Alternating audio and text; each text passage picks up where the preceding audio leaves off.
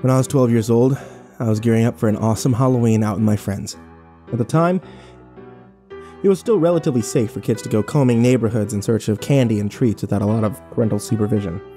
Times have been certainly changed now, but after this incident, I'm not sure I'd ever want my kids out alone at night, especially on Halloween.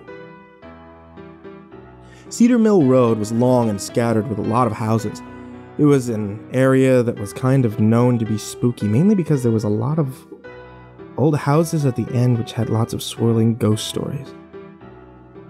Now, I had heard many childhood whispers and legends. It was an apple orchard years ago, and the slaves had been brutally murdered.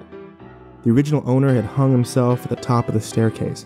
There were so many stories, but all the town's kids were enamored by the house.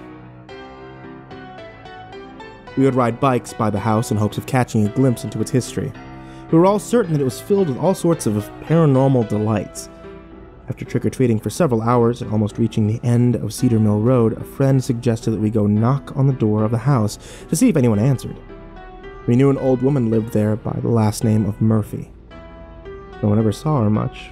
She had inherited the property and had lived there for probably 50 years. It was a big house, especially for one person. I always thought that it had been lonely. Be unmarried, no children, and living in such a big old rundown house. My dad called it decayed gentry, although I had no idea what that meant. The driveway winded up through the orchard, which lay sprawled out in front of the house, and no one tended to the apples anymore, so most of them lay rotting on the ground, which by October was more of a rotting stench than an apple fragrance. "Hey, you go ring the bell," Jessica told me. I shrugged. "I'm not going by myself." "Take Olivia with you," she said. Olivia shook her head. I don't think so. It's getting late. I need to go home." Jessica grabbed her hand. "We'll all go together. It smells bad," Olivia said. "I don't want to go up there." I agreed. "Yeah, the apples stink. If any old woman lives here, she might already be in bed. She probably doesn't want trick-or-treaters." "She doesn't even have a front porch light on," Olivia said. "Universal signs for leave me alone." "You guys are such chickens. Come on, it's Halloween. Let's just go do this, and then we'll go to school on Monday and tell everyone what happened. We'll be the coolest kids in class." But much to my dismay, we were being led further up the dark gravel driveway to the dilapidated mansion at the top of the hill. Olivia had some neon glow-stick bracelets, which was the only light that we were able to see with, because it was pitch black and we didn't have any flashlights.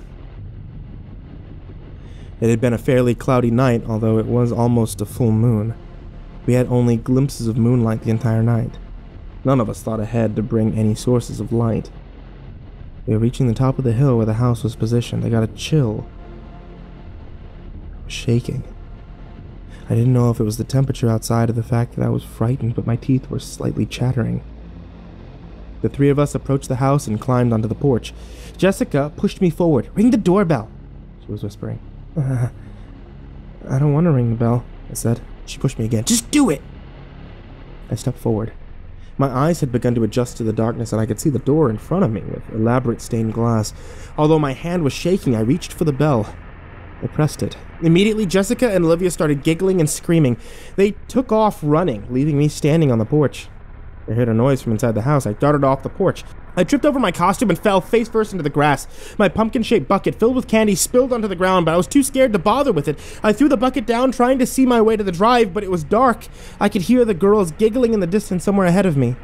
"Oh, those bitches," I murmured. My feet hit the gravel on the road. My heart was pounding. Why was I so scared? I was on the road now and away from the house. I was in a safe place. The old woman was probably in bed. She hadn't even opened the front door. I told myself not to be afraid. I was fine now. We were just being dumb kids. I had slowed from a sprint. I was breathing heavily but slowly down to a walk. I could make out headlights down the Cedar Mill, so I knew that I was not far from the road. Those girls would be waiting down there at the end for me. I'd give them a piece of my mind. "Shit," I said in a low voice. "The stupid girls."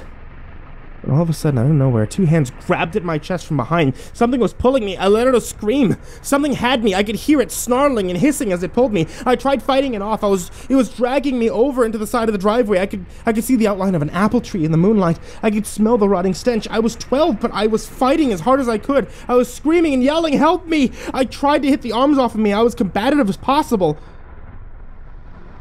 Whoever had me was not letting go. I felt sharp nails digging into my chest while it was pulling me towards the apple trees. "Who are you? Let me go!" The clouds must be moving away from the moon, because for a moment, again, the moonlight was shining down, illuminating the orchard around me, and that's when I caught a glimpse.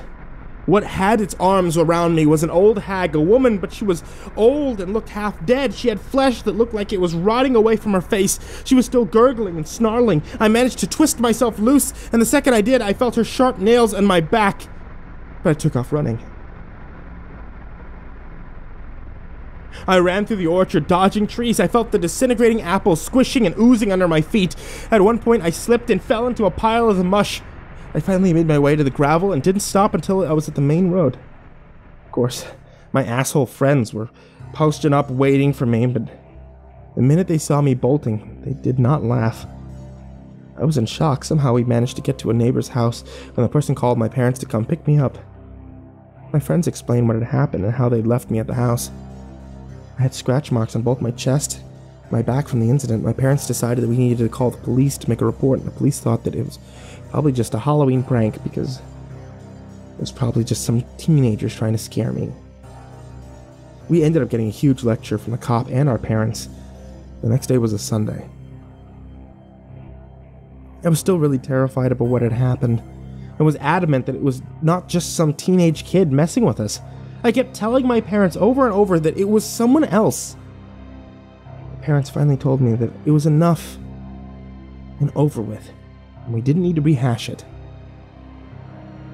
By early evening, I was settled into being a bit calmer about that whole thing when the phone rang.